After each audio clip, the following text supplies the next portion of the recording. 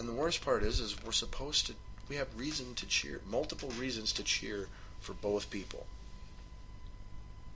And reasons to cheer against both people. And that's the main problem. How do you know who to cheer for and what outcome you really actually want? You don't. You're forced to be in a win-lose situation no matter what happens as a fan. That's what I hate most about it.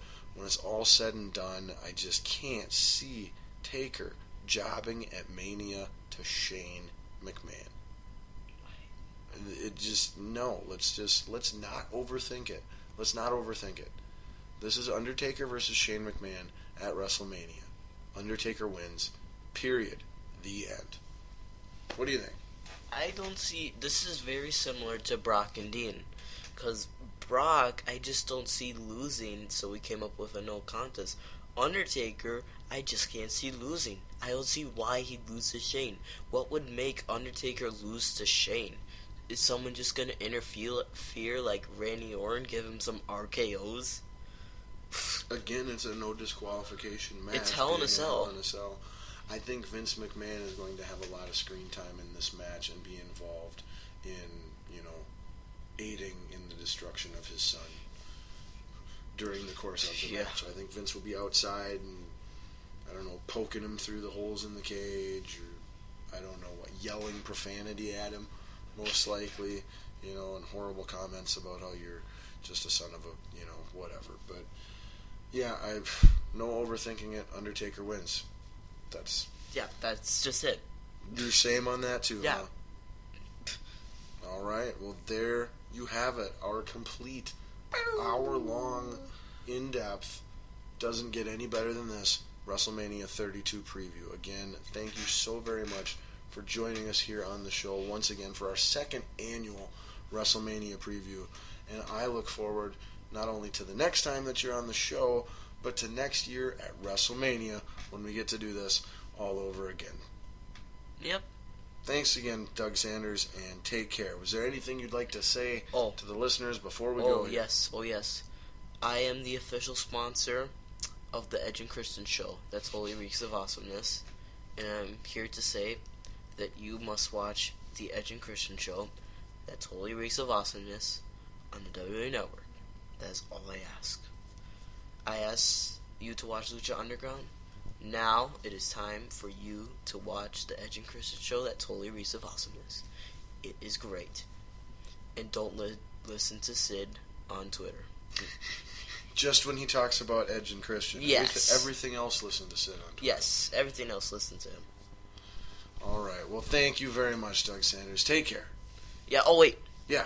Fifth Harmony is doing America the Beautiful at WrestleMania. Oh, wow. Yep. Stop the presses. All right. That's going to be epic. Woohoo. Woohoo. All right. Well, yep. That is it for WrestleMania 32 talk here on the show this week. All right. Wow. That was big. Now, I know what you're saying to yourself again. Scotty Ball, it's been 2 hours and you still have not come close to fitting it all in. I told you, Scotty Ball, you were not going to fit it all in. To which I reply, relax, maybe have another drink, and I am going to fit it all in. However, you are right. We are going to have to speed up the pace here, and we're going to have to go at things much more vigorously here to fit it all in. So let's segue out of the wrestling and back into the more real, air quotation, sports with a little UFC news quickie here. Next week, like I said, we'll likely be previewing UFC 197, which will be next weekend, not this coming weekend. We've also got news regarding John Bones Jones and his fight versus Daniel Cormier. Now, news on both camps. Cormier was spotted at a wrestling event not too long ago, barely able to walk. No word as to what the source of that was. However, he did suffer a lower body leg injury not too long ago, so that is something for people to keep an eye on there. This wouldn't be the first fight in recent memory that he would have to pull out of. And on the John Bones Jones front, he was recently arrested and is undergoing legal procedures, and I want to say was on a very short probationary type of leash from previous incidences that he had found himself in while, under his time in the UFC.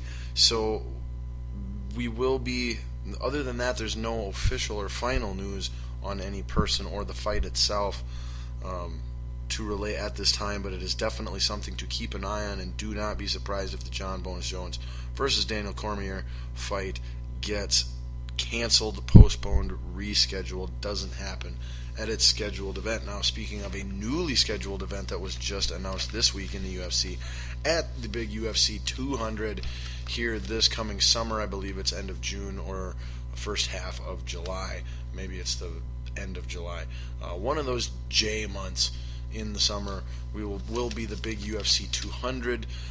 Looks for Ronda Rousey to reappear at that fight possibly, and there will also be the big rematch between Conor McGregor and Nate Diaz, who fought at the last big UFC event, where Nate Diaz pulled off the upset over Conor McGregor. That fight took place at 170 pounds, the first time Conor McGregor had ever fought at that fight.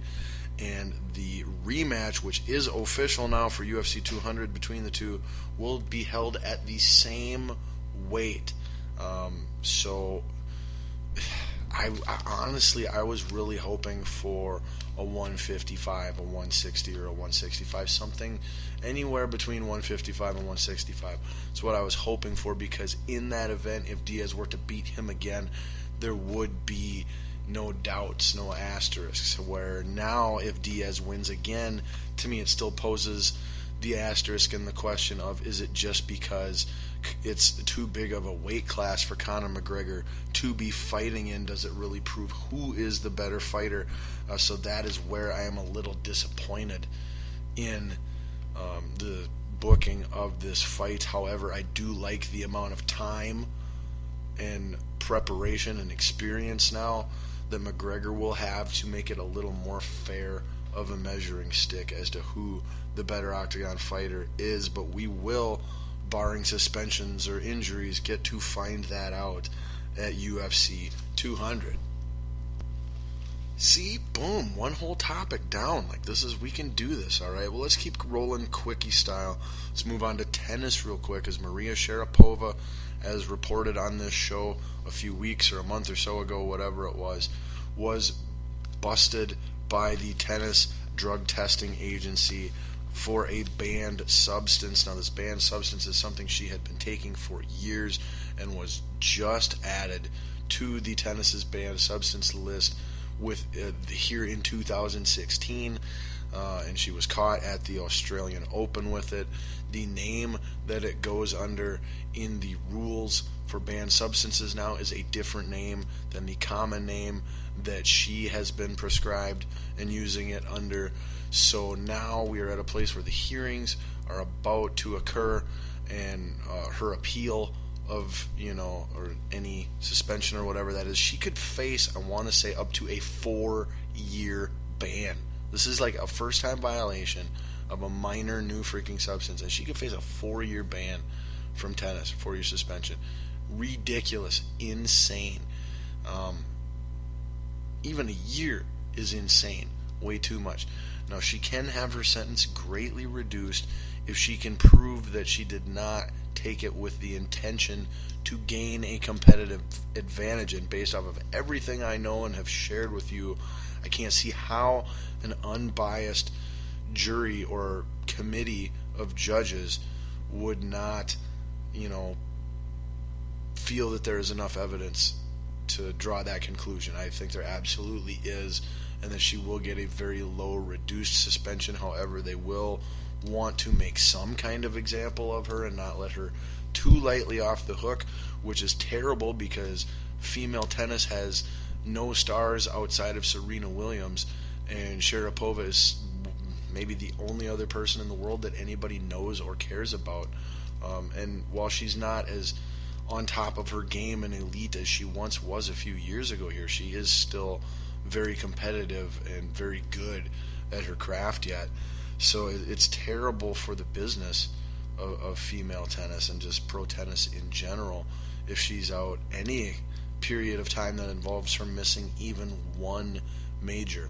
But I believe that is the maximum penalty that should be handed down to Maria Sharapova, in my opinion, is suspension time that would result in her missing one major tournament.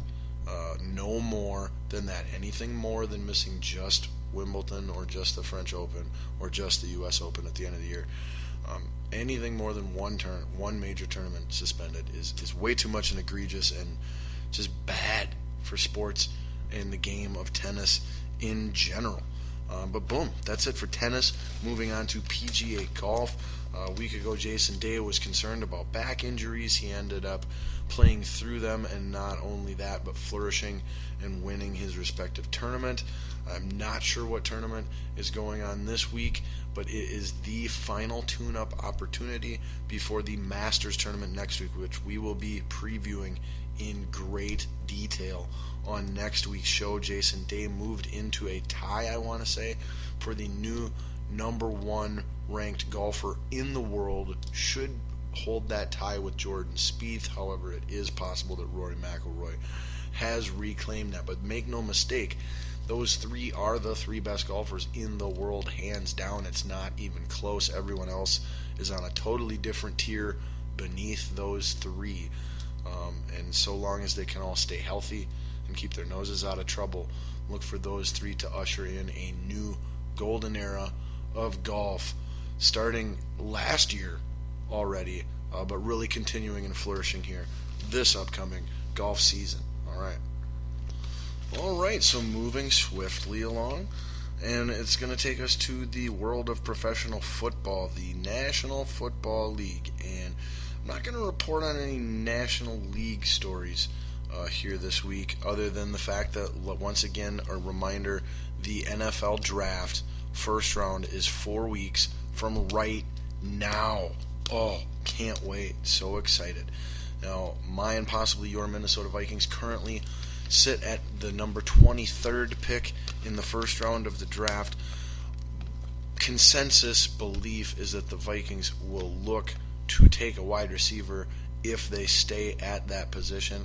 And even if they don't stay at that position and were to trade up, or much more likely trade down in the first round, one would still believe that it is to target a wide receiver with that first overall pick. Now, there is possibility, okay, throwing it out there just so everyone is prepared, there is possibility of us taking a safety in the first round. However, I would definitely expect a trade down, not staying at 23 in those regards, but you never know.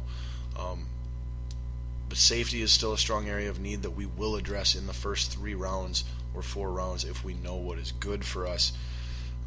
And in my opinion, contrary to most people's belief, there are plenty of good quality safeties, both free safety, strong safety, and hybrid, in this draft. It all depends on what type of safety you're looking for, how they fit into your scheme, but there are all types of good safeties in this draft. I don't know that any are worth taking with your first round draft pick the way that a potential number 1 impact wide receiver would be to your young quarterback, Mr. Teddy Bridgewater. But just be prepared for that possibility. There are also remote possibilities of us taking an offensive lineman, which I believe is extremely remote. We've got 9 offensive linemen signed to decent contracts on our roster right now, and you're only going to probably have 8 on your final 53-man regular season roster anyway, so I don't understand why you would sign all these guys to all these contracts and then look to draft a new guy yet to fight for a job that you don't even really have open anymore in the first round. It just seems like a waste of a first round pick on depth and potential replacement in the future. In the event the Vikings were to do that, look for someone who can play both guard or left tackle. If there is a potential left tackle replacement for Khalil available at 23 that the Vikings are in love with, wouldn't surprise me if the Vikings take that left tackle. A more guard expected guy who can play tackle, like Cody Whitehair that we've heard so much about, I really think he's not a possibility the way he was before we signed Boone, and before we re-signed Harris, and before we re-signed